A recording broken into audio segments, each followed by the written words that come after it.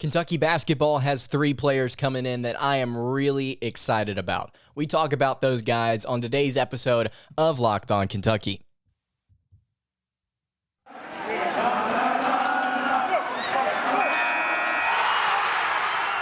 You are Locked On Kentucky, your daily podcast on the Kentucky Wildcats, part of the Locked On Podcast Network, your team every day.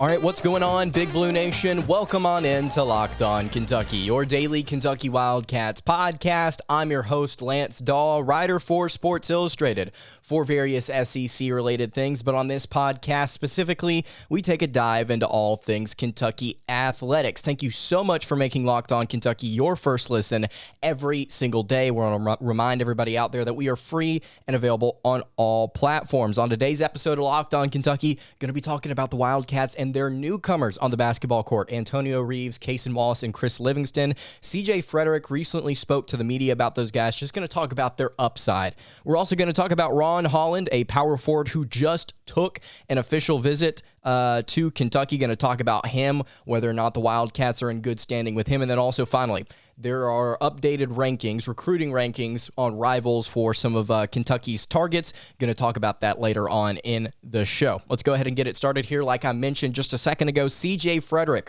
recently spoke to the media about Kentucky's three newcomers, Antonio Reeves, transfer from Illinois State, and then the two five-star freshmen, Cason Wallace and Chris Livingston. And I'm not going to play the audio. I'm actually just going to read the direct quote that I wrote down here from CJ Fredrick. I'm going to go through these three guys, then just talk about their upside for a little bit. Specifically, I think the guy I want to start with here is the guy I think has the most potential to be not necessarily, I think, the face of the team this upcoming season, but I think he's going to be one of them. Antonio Reeves, the transfer guard from Illinois State. This is what Fredrick had to say about him. He said, Antonio can really shoot the ball. He's really going to help our team a lot. He knocks down shots. He's really good off the bounce as well. He's long. He's tall. He's got length. We're excited to get him on the court, and we're really excited to spread out the court a little bit more. It's interesting that Fredrick notes that Antonio is going to help the Wildcat offense kind of spread the court out a little bit. And there were a lot of frustrations last season, especially late towards the end of the year with John Calipari, how he was operating the offense, how Severe Wheeler, the point guard for the Wildcats who's returning this season, there was some frustration amongst the fan base with the way that the offense was running. And I think part of that had to do with the spacing, with this motion weave that Kentucky has elected to kind of run with, at least some of the time. I'm interested to see what Antonio Reeves can do as far as helping the spacing, including in the transition game, which Kentucky was pretty decent at last season, actually pretty good at. But I'm also curious to see what Reeves can do in isolation. He was good at creating his own shot last season at Illinois State. Like Fredrick mentioned, he's really good off the bounce. I'm interested to see what he does in terms of just improving his shot at the rim. We talked about it whenever Reeves committed to the Wildcats. He's got a tendency to, instead of attack the rim, he's got a tendency to take floaters in the paint and kind of lean back and kind of take those type of shots. I'm interested to see if Kentucky tries to challenge him to be more aggressive, considering he is at shooting guard, 6'6", 195 pounds. I think Kentucky's got to challenge Antonio Reeves to really work on his game in isolation, and then on top of that, I think he's got to be able to work on his outside shot. And I know that some out there may say, Lance, he was shooting really well from three last season. That shouldn't be a problem. In fact, he should be one of our better three-point shooters. I hope that's the case. But here's the thing. In 2019, he shot 31.4% from three. In 2020, he shot 30.6%. And then, like I mentioned last year, he shot 39% from three. I'm curious to see if he's able to keep that clip up against SEC competition. I'm curious to see if Antonio Reeves can shoot. If he ends up shooting like 36%, I think that's good. I think you've got to be happy with that. I think that he's going to take a dip statistically from beyond the arc. I just really hope that it's not significant. Another guy that CJ Fredrick talked about, Cason Wallace, said Cason picks up 94, which means he's running up and down the court. Fredrick also said not a lot of dudes can get by him. He's explosive. He can also shoot. He said that Cason is really going to help us.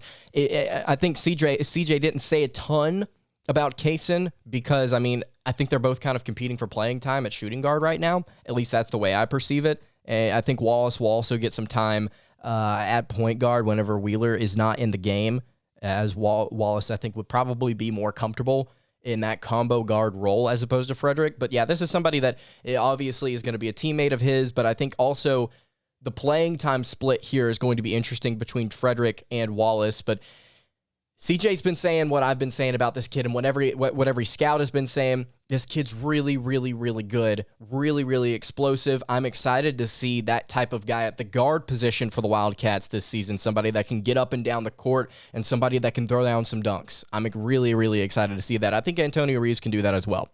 And then the final guy here I wanted to discuss, I'm just excited about these guys. Chris Livingston, interesting note here from CJ Fredrick. He said, I'm really surprised to see how well Cason and Chris have done this first week. Chris is just a physical, downhill, shoulder right in your chest type of guy. He can also knock down shots, which is a problem. That's just a dude you have to have on your roster.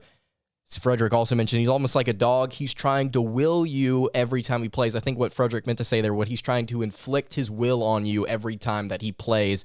And yeah, the scouting reports hold up. Very, very physical forward for the Wildcats this season. Going to be backing it up at power forward, I believe. Maybe playing a little bit of time at the 3 potentially. But yeah, Chris Livingston, really, really physical guy. Kentucky needs to be able to provide minutes to a guy like that this season, because you look at Damian Collins, you look at Lance Ware. I think that physicality is something that you could improve on. You look at Jacob Toppin, good at finishing through contact, physical, really explosive, but I think that having him and Chris Livingston kind of rotating out for minutes there is going to do the Wildcats a lot of good, because I think that when you look at guys like Damian Collins and guys like Lance Ware, Damian Collins, not seen enough of his offensive game to really get a read on him, just does not seem like the guy to really kind of bump into you and kind of work his way into the paint. Lance Ware was that guy at times last season, but his scouting reports coming out of high school indicated something completely different, saying that was something that he really needed to work on and something that he struggled with. So having Chris Livingston as one of those guys that can just kind of be a physical body in the paint will be really nice for the Wildcats this season. But man, Antonio Reeves, Cason Wallace, Chris Livingston, really good to see a veteran guy like CJ Fredrick praising those guys in the media, saying that he's impressed with how quickly they've come along during this first week. Want to talk about Ron Holland, who is a power forward who actually may project out to small forward, believe it or not. A 6'8" power forward just took an official visit to the Wildcats. Going to talk about him in just a second. Before we do that, though, want to tell you guys about our friends over at Built Bar. Built Bar's been putting out a lot of different really, really cool flavors recently. And they just recently, they outdid themselves, guys. They outdid themselves with a new flavor. It's called Mud Pie. I've gotten it, ordered it. It's absolutely fantastic. I mean, I'm not saying that just to say it. I'm not saying that just because it's an ad read. It's actually really, really good for a protein bar that tastes like a candy bar. I mean, that's exactly what it is. It's phenomenal, covered in 100% real chocolate. It's got whipped cream and chocolate mousse. It's absolutely phenomenal, topped with cookies and cream crumble. It's really, really good. You've got to try this flavor as soon as possible. You need to hurry because the Mud Pie Built Bar and the Mud Pie Puff are only available for a limited time. You can visit Built.com to taste the deliciousness for yourself. You can go to Built.com right now, and you can use promo code LOCKED15 to get 15% off your order. Again, you can use promo code LOCKED15 for 15% off. That is over at Built.com. Go get yourself some Mud Pie Built Bars. They're really, really good.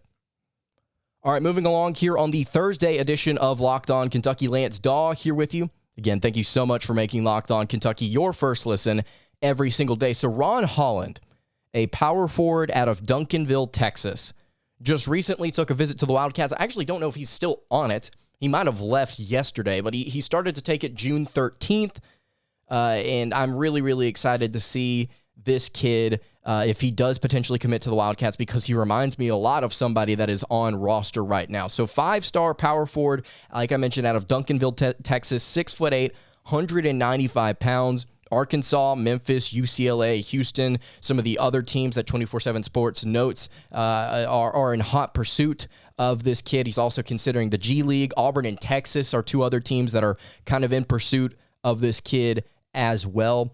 Just to kind of look at some of his film, go watch some of his highlights on YouTube. Really, really, really fun highlights. The guy that I think he looks a lot like that is currently on this roster is Jacob Toppin. I think he's very, very similar to the way that Jacob Toppin plays. He's not as bouncy as Jacob Toppin, although don't get me wrong. You look through his highlights, just about every other play he's catching a lob or throwing a dunk down. I mean, this kid can get up. It's just not like crazy like Jacob Toppin, but this kid can jump. Do not get me wrong. I don't think he's as quick, but he's definitely got a lot of speed.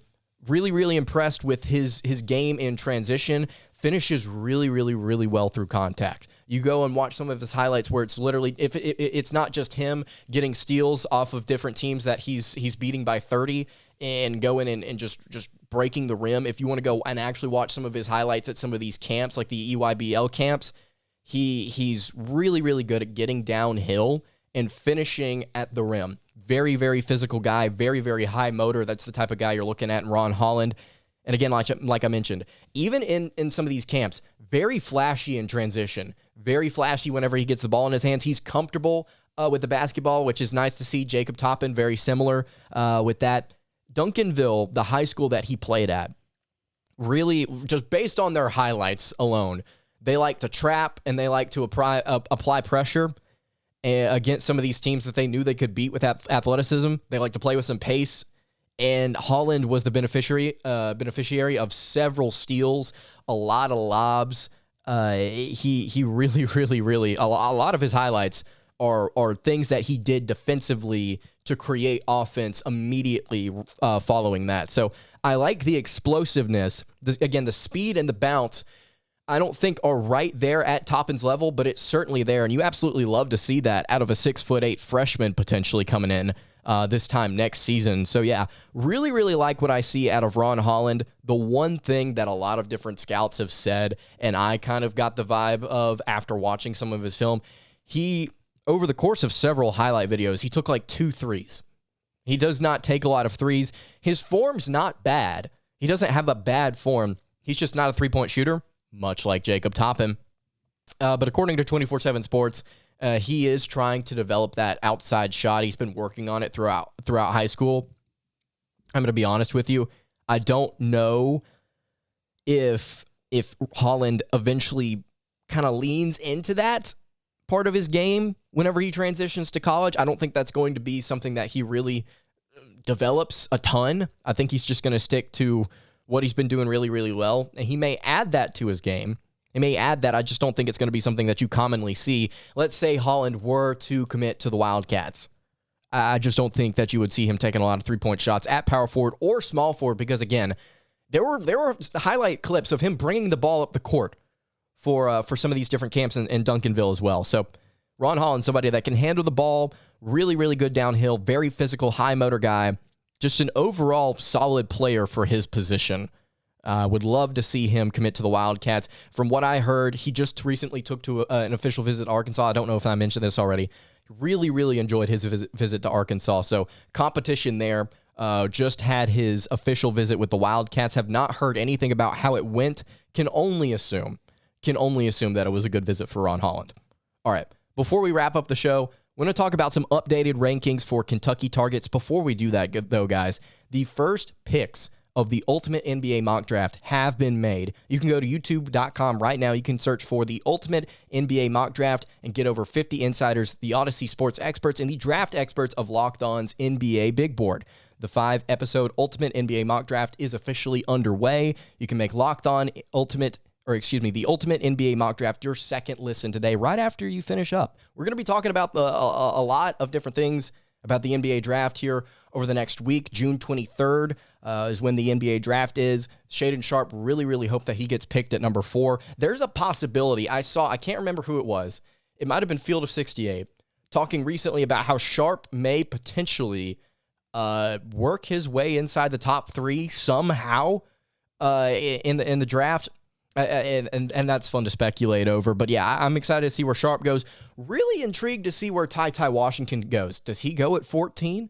Is he that borderline lottery pick? We'll be interested to see what teams think about him, because there's in my opinion, a stark contrast between what he was doing healthy and what he was doing injured. But anyway. Updated rankings for Kentucky targets. Rob Dillingham, I think, is the number one guy you really have to point out here. So Rivals just yesterday, I'm recording this on Wednesday, but for you guys, it's Thursday. But just yesterday, they updated their recruiting rankings. Rob Dillingham, the point guard that Kentucky's after, announces his commitment June 24th. He is up to number 6 in the Rivals recruiting rankings. Really, really excited about this guard. So right now, Reed Sheppard is the only commitment in Kentucky's 2023 recruiting class, listed at number 22 in the Rivals recruiting rankings. You like what Reed Sheppard brings as a combo guard, but you would love to bring in one more guy. Because think about it this way. CJ Fredrick is, based on my understanding, I actually should have looked this up before I started. I think this is his last year of eligibility, if I'm not mistaken. He may have 2, but let's say he does have 2. Antonio Reeves could be potentially somebody that leaves for the NBA. Severe Wheeler is graduating. You're going to need to bring in some depth at the guard position. Rob Dillingham, shifty, he's quick. And I think the number one thing that I noticed here out of Rob Dillingham, outside of he's a good shooter, really good assist man as well. I think the one thing that I loved about Rob Dillingham's film is his body control. Really patient with the basketball, really comfortable handling the basketball. Good, phenomenal when it comes to finishing in all different forms at the rim. Rob Dillingham up to number 6 in the Rivals recruiting rankings. I just wanted to point him out for a second, just because Kentucky needs somebody like Rob Dillingham on the roster next season. With Severe Wheeler gone, really excited about this kid. And then also, I'm just going to quote here from the Kentucky Herald Leader, an article that I saw just to kind of look through the rest of the Rivals rankings. G.G. Jackson holds the number 1 spot in the rankings, North Carolina commitment. Indianapolis big man Xavier Booker skyrocketed up to number 2. DJ Wagner, somebody that Kentucky is in a hot pursuit of right now, at number 3. Justin Edwards at number 4. Point guard Isaiah Collier rounding out the top 5. Wagner and Edwards are 2 of Kentucky's biggest targets right now, with Louisville and Tennessee respectively looking like the Wildcats' biggest competition for each of those guys. DJ Wagner, Justin Edwards at number 3 and number 4 in the Rivals recruiting rankings right now. And then finally, like I mentioned just a second ago, this is what the Herald Leader says about Rob Dillingham. Perhaps the most likely player to commit to Kentucky next. Number 6 in the rankings. And I really, really do think that Kentucky needs this guy, and I'm really, really glad that they're trending in a very positive direction. Again, June 24th is when he commits. From what I've seen, think he's going to be a Wildcat.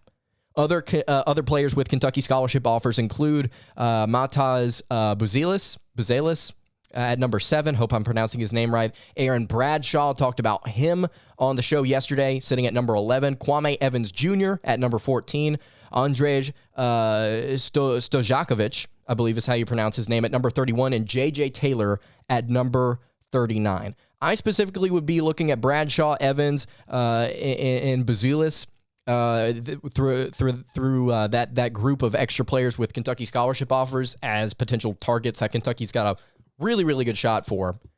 We're going to be talking a lot of different recruiting stuff over the next couple of weeks, so make sure you tune in to Locked On Kentucky. We're going to be trying to cover who Kentucky's in good standing with, who's kind of maybe leaning. We're going to keep an eye on Louisville and Tennessee with DJ Wagner and Justin Edwards. Going to be keeping our finger on the pulse of those 2 recruitments. But yeah, it's going to be a lot of fun to talk about this next year's recruiting class, because after this year, we're losing a lot of pieces from what could potentially be a special squad this season. So looking forward and kind of analyzing, okay, what will these guys look like next season, and can they maybe run the system a little bit better than these previous guys did? It's going to be interesting just to kind of break down. But anyway, that's going to do it for today's episode of Locked On Kentucky. You can follow me on Twitter at LanceDawe_. You can follow the show on Twitter at LockedOnUK. You can also follow the show on Instagram at Kentucky Podcast. Any questions, comments, concerns, you can leave them in the YouTube comments below or hit me on the socials. I will see you all tomorrow for another episode of Locked On Kentucky. Hope you guys have a great rest of your day, and God bless.